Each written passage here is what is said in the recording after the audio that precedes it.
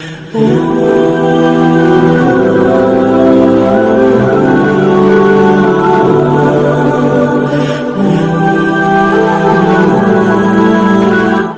آپ کو ایمان اور یقین حاصل ہو تو پھر دعا کریں اللہ اس پر استقامت عطا فرمائے، پھر اس پہ ڈٹ جائے۔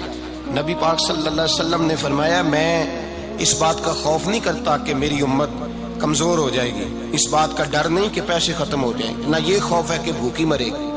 حضور کس بات کا خوف ہے؟ تو نبی پاک نے فرمایا خوف یہ ہے کہ ان کا یقین کمزور ہو جائے گا۔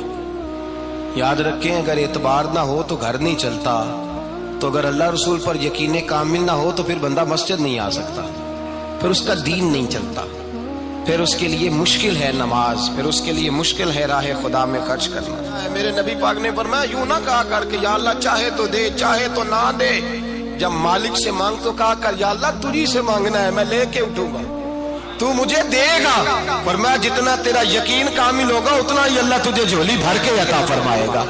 کمزور سا مسلمان، لڑکھڑاتا سا مسلمان دیکھتا ہوں کرتا ہوں، اور یہ بھی نہ دیکھا کریں بھائی ایمان یقین کو استقامت کے درجے پہ لیں، یہ نہ دیکھا کریں کہ وہ کیسے دے گا، وہ کسی وسیلے کا محتاج نہیں ہے، وسیلے کو پسند کرتا ہے، پر وسیلے کا محتاج وہ بغیر وسیلے کے بھی دے دیتا ہے۔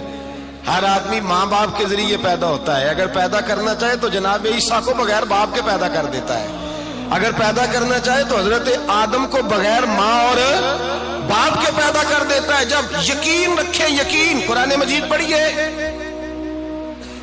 حضرت موسیٰ علیہ السلام فرعون کے دربار میں کھڑے ہیں، چاروں جانب دشمن ہی دشمن ہے، جادوگر آ گئے، انہوں نے سانپ چھوڑے، حضرت موسیٰ کے ہاتھ میں ڈنڈا تھا، حضرت موسیٰ کہتے ہیں یا اللہ کیا کروں؟ تو اللہ تعالیٰ نے فرمایا اپنا عصا پھینک دو۔ کہنا چاہیے تھا نا کہ یا اللہ ایک ہی تو شے ہے، اتنے سانپ ہے، بچانے کے لیے ڈنڈا ہے وہ پھینک دوں؟ ڈنڈا پھینکا جاتا ہے، سانپ کو دیکھ کر کے قابو کیا جاتا ہے۔ یہ میرا اور آپ کا ذوق ہے نا، لیکن انبیاء کرام کا انداز ملاحظہ کیجئے میرے عزیزو۔ اللہ فرماتے ہیں ڈنڈا، اے موسیٰ ڈال دے اپنا عصا، پہلے نہیں فرمایا کہ سانپ بن جائے گا، فرمایا بس تو ڈال دے۔ میں اور آپ ہوتے ہیں تو سام سامنے ہے، ڈنڈا ہاتھ میں ہے، ہم کہیں گے عجیب بات ہے، یہی تو دفاع کی چیز ہے، اسی کو ڈال دوں تو بچوں گا کیسے؟ کہا ڈال دو، تو حضرت موسیٰ نے ڈال دیا، کہا میرے رب کا حکم ہے تو میرے لیے بہتر ہی ہوگا۔ اللہ فرماتے ہیں جب موسیٰ نے ڈالا تو میں نے اس ڈنڈے کو، اس عصا کو اژدہا بنا دیا۔ اب کبھی عصا بھی اژدہا بنے، کبھی چھڑی بھی بہت بڑا اژدہا بنی ہے، لیکن قرآن کہتا ہے جناب موسیٰ نے ڈالا تو اللہ نے اژدہا، بلکہ اس سے پیچھے چلیے، عورتیں کمزور یقین کی ہوتی ہیں نا، جناب موسیٰ پیدا ہوئے تو اللہ فرماتے ہیں میں نے موسیٰ کی ماں کے دل میں بات ڈالی، ماں کے دل میں صندوق میں ڈال کے تو اس کو دریا میں بہا دے۔ اور بھائی صندوق میں کہہ سکتے ہیں نا آکسیجن کیسے جائے گی، اور دریا میں بچے بچنے کے لیے ڈالے جاتے ہیں کہ ڈوبنے کے لیے ڈالے جاتے ہیں؟ ماں کے دل میں یقین کمزور نہیں تھا ماں کا۔ انبیاء کے ماں باپ موحد ہوتے ہیں، دین کو ماننے والے، ماں کے دل میں اللہ نے بات، اللہ قرآن میں کہتے میں نے وحی کی، میں نے القاء کیا، میں نے بات ڈالی۔ حضرت موسیٰ کی ماں کہتی ہے میں نے ڈال کے نا سمندر میں بیٹا، میں نے سمندر میں بیٹا ڈال کے صندوق میں بند کر کے رب کے حوالے کیا۔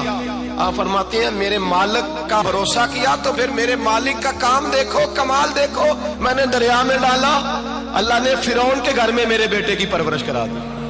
یہ یقین کہ حضرت موسیٰ کے پاس قوم آئی، قرآن پڑھیے، کہا جناب پانی چاہیے، وَإِذِ اسْتَسْقَىٰ مُوسَىٰ لِقَوْمِهِ، موسیٰ نے اپنی قوم کے لیے پانی مانگا، ہم نے کہا فَانْفَجَرَتْ مِنْهُ اثْنَتَا عَشَرَةَ عَيْنًا، اپنا ڈنڈا پتھر پہ مارو۔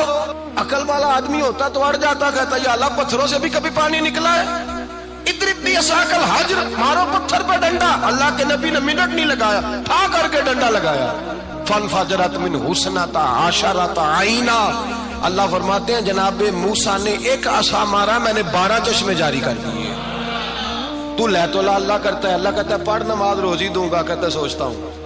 اللہ فرماتا ہے آجا مسجد میں تیرا ہو جاؤں گا، کہتا ہے دیکھتا ہوں۔ رب فرماتا ہے تو میرے محبوب کی غلامی کر، میں تجھے محبوب بنا لوں گا۔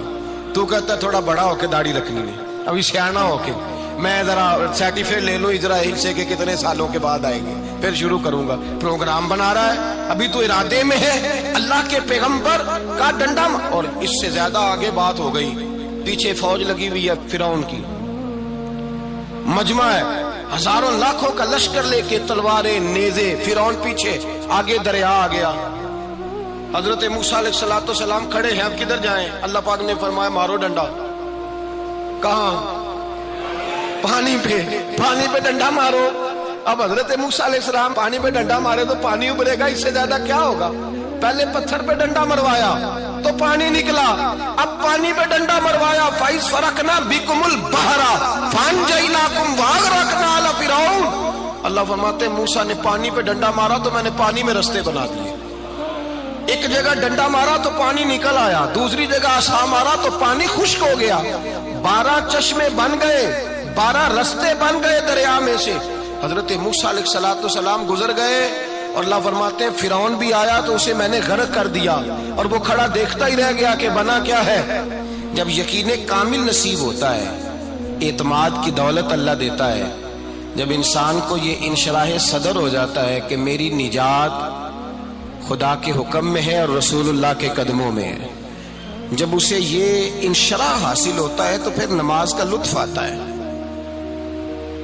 غور کیجئے کیا جملہ کہہ دیا میں نے، پھر اسے نماز کا پھر اسے نماز بوجھ نہیں بلکہ نماز نہ پڑھے تو اس پر بوجھ ہوتا ہے، پھر قرآن مجید اس کی روح کا ساتھی ہو جاتا ہے، پھر عبادات، تقوی، پرہیزگاری، پھر وہ ایک سنت کے چھوٹنے پر پریشان رہتا ہے جب یقین کی دولت نصیب ہوتی ہے۔ قرآن مجید فرقان حمید نے کہا ایمان لاؤ تو پھر ایمان پہ ڈٹ جاؤ، مسلمان بنو تو پھر اسلام پر۔ پھر یہ جو کمزوری ہے نا، یہ دیکھتے ہیں، کرتے ہیں، چلتے ہیں، ابھی کل ابھی پرسوں، بہانے، ہیلے، ابھی میں نماز شروع کرتا ہوں، دیکھتا ہوں لا الہ الا اللہ محمد الرسول اللہ صلی اللہ علیہ۔ جب کسی نے کلمہ پڑھا تو اس پر پورا دین ضروری ہے، پورا۔ اب وہ یہ نہیں کہہ سکتا کہ تھوڑا تھوڑا کر کے آؤں گا۔ یقین کی دولت نعمت ہے۔ اللہ پاک قرآن مجید میں فرماتے ہیں ان الذین قالوا ربنا اللہ ثم استقاموا، جنہوں نے کہا کہ اللہ ہمارا رب ہے اور پھر وہ اس پر ڈٹ گئے، پھر اس پر وہ کہا تو ڈٹ گئے، کھڑے ہو گئے، نہیں اللہ ہی رب ہے، اللہ ہی دینے والا، اللہ ہی مالک، اللہ ہی ہمارا رازق ہے، رب ہی ہمارا سب کچھ۔ جب ڈٹ گئے تو فرمایا تتنزل علیہم الملائکہ، پھر میں ان کی مدد کے لیے آسمان سے فرشتوں کا نزول فرمایا کرتا ہوں۔ فرشتے کیا کہتے ہیں؟ اللہ تخافوا ولا تحزنوا، غم نہ کرنا، خوف نہ کھانا، وابشروا بالجنۃ التي كنتم توعدون، ہم تو تمہیں اللہ تبارک و تعالیٰ کی اس جنت کی خوشخبری دینے آئے ہیں جس کا رب نے تمہارے ساتھ وعدہ کیا ہوا ہے۔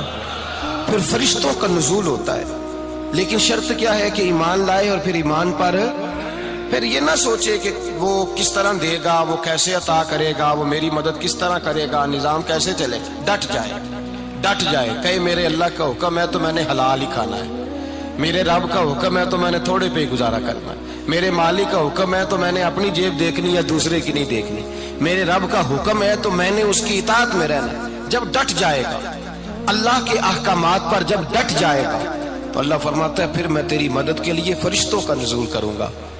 نبی پاک صلی اللہ علیہ وسلم نے فرمایا 2 دولتیں اگر کسی کو اللہ دے دے تو سمجھے اللہ نے اسے دنیا کی سب سے زیادہ دولت عطا فرما دی۔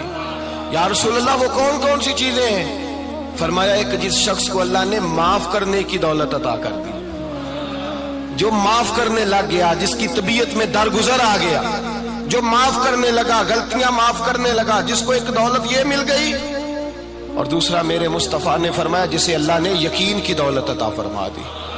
جس کو یہ 2 دولتیں مل جائیں، ایک درگزر کرنا، دوسرا رب رسول پہ یقین کامل رکھنا، اسے کائنات کی ہر شے مل گئی۔ میرے نبی پاک نے فرمایا جب بھی دعا مانگو خدا سے یہ 2 نعمتیں مانگا کرو، عرض کیا کرو اے اللہ درگزر کی دولت عطا فرما، اے اللہ تو ہمیں یقین کی دولت عطا فرما، ایمان کی قوت اور پختگی نصیب فرما۔ میرے بھائی حضور نے فرمایا مانگ کے لو۔ کمزور ایمان والا شخص کسی کام کا نہیں ہوتا۔ جس آدمی کے ذہن میں شک کا بیج ایک دفعہ جنم لیتا ہے وہ آدمی تو غلام سے بدتر ہے۔ بے کیف سجدہ، روٹھی روٹھی سی عبادت، اس کی زندگی کیفیات سے خالی ہے۔ جس شخص کو پتہ چل جائے نا لوگ میرے مخالف ہیں، اس کا تو سجن رہتا ہی کوئی نہیں۔ اصل بات یہ ہوتی ہے کہ یہاں سوچ بیٹھا ہے کہ دنیا میرے خلاف ہے، یہاں مخالفت یہاں بیٹھ گئی ہے، دو بندے باتیں کر رہے ہیں تو پریشان ہے، میرے خلاف ہی لگے ہوئے ہیں، میری ہی بات ہو رہی ہے، کیونکہ اصل تکلیف کہاں ہے؟ اور اگر یہاں یقین کامل ہو گیا نا کہ سارے مجھ سے پیار ہی کرتے ہیں، تو پھر دو بندوں کو بات کرتا دیکھیں گے تو یہی سوچے گا میری تعریفیں کر رہے ہیں۔